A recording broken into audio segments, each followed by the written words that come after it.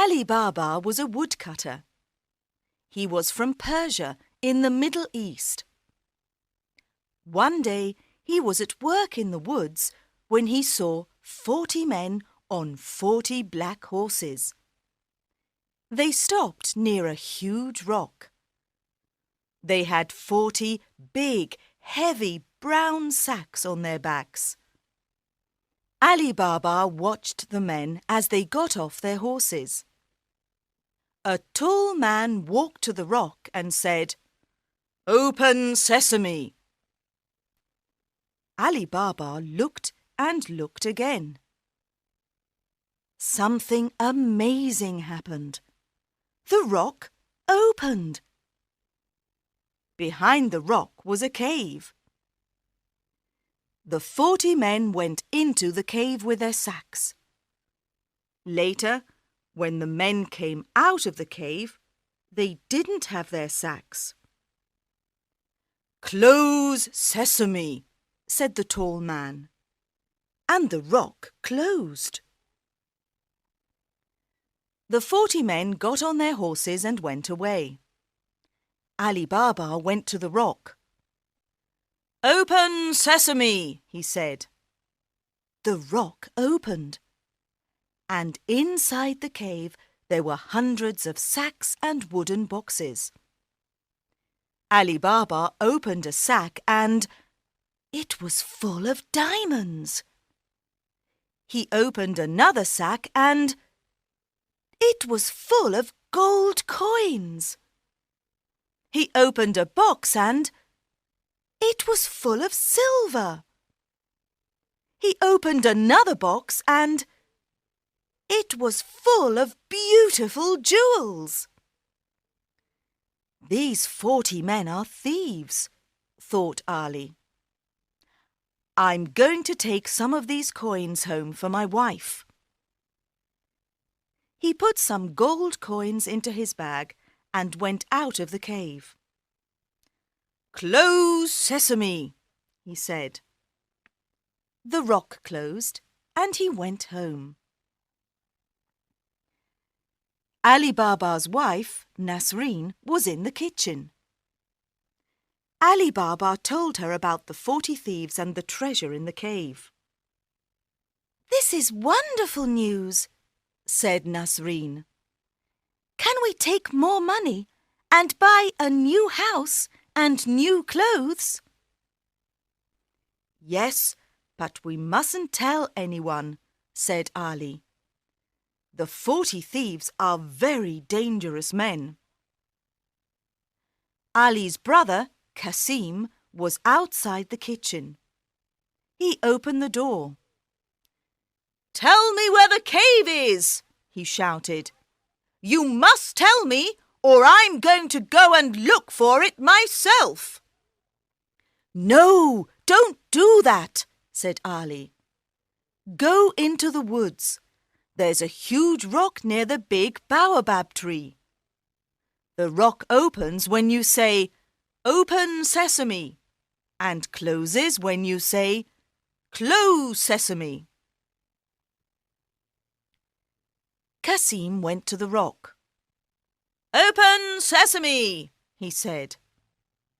He went into the cave and the rock closed. "This is amazing," thought Kasim. "Gold, silver, beautiful jewels." He had 3 big sacks with him and filled them with gold and silver and jewels. He stood in front of the rock and said, "Open wheat." But the rock didn't open. He said, "Open corn." But the rock didn't open. "Oh, what is the right word?" he thought. Kasim was angry. He couldn't remember the word. He sat down to think, but suddenly he heard horses. The 40 thieves were outside the cave. "Look, a horse! Someone's in our cave! He can't have our treasure! He must die!" said the tall man. The next morning, Kasim's wife, Zila, went to Alibaba. "Kasim didn't come home last night. Do you know where he is?" she asked. Ali told Zila about the cave. "Please go to the cave.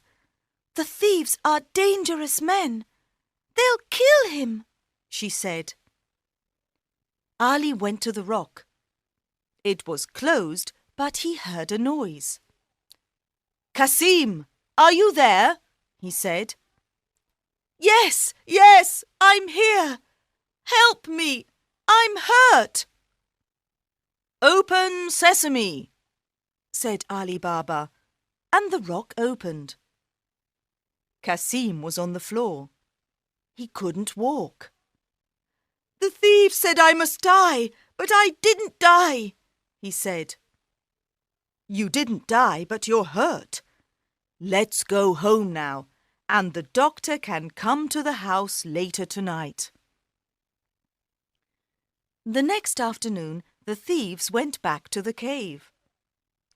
"He isn't here," said the tall man. "We must find him. He was hurt.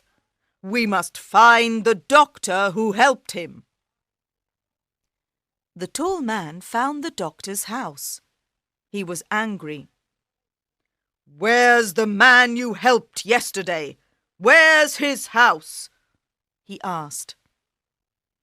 "I don't know," said the doctor. "It was dark, and I couldn't see the road or the houses."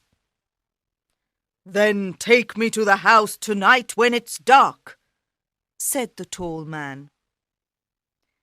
The doctor took the tall man to Ali's house later that night, and the tall man painted a white cross on the door.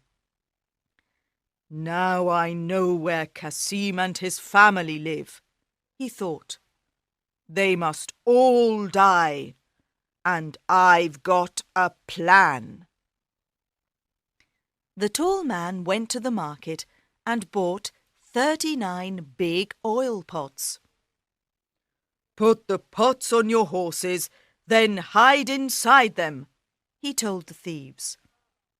"I'm going to Alibaba's house, and you'll be in the pots.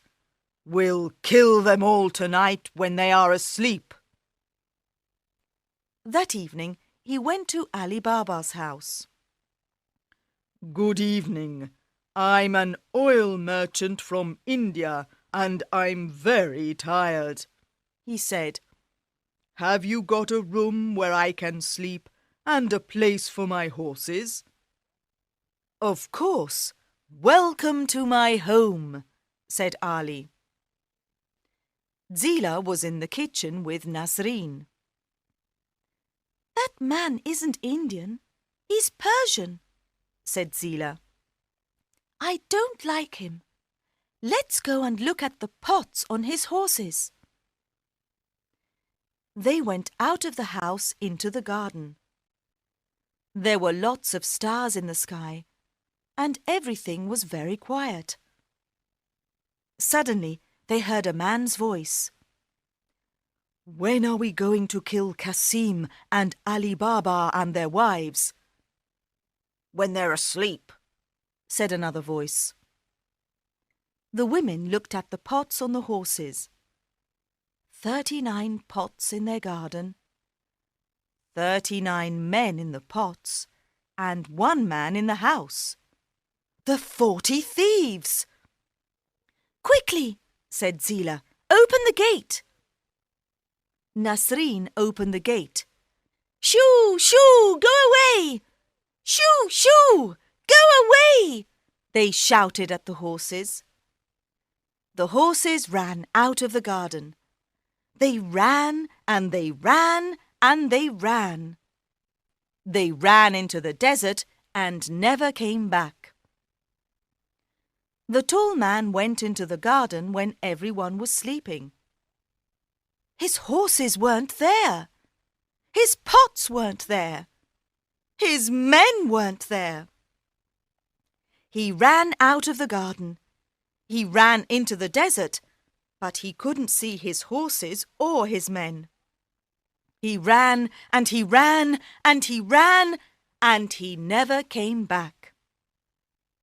In the morning, Kasim and Alibaba woke up early and went into the garden. "This is very strange," said Ali. "The oil merchant isn't here, and his horses aren't here. Where are they?" "You men are very silly," said Nasreen. "Yes, very silly," said Zila. "The oil merchant from India wasn't an oil merchant from India." "No," said Nasreen. "He was the leader of the 40 thieves." "Where are the 40 thieves now?" said Kasim. "They ran into the desert, and let's hope they'll never come back," said Zila. "Tomorrow you can go and get the treasure, and we'll give some to everyone in the village." The next day, Kasim and Alibaba went back to the rock with 10 grey donkeys. "Open wheat," said Kasim. "No, silly, don't you remember? It's not wheat, it's sesame," said Alibaba. "Of course, the word is sesame. Open sesame," said Kasim. The rock opened, and they put all the wooden boxes and sacks of treasure on the donkeys. Then they went back to the village and gave the treasure to the poor villagers. "Thank you, Nasreen and Zila," said the villagers. "You're very clever women."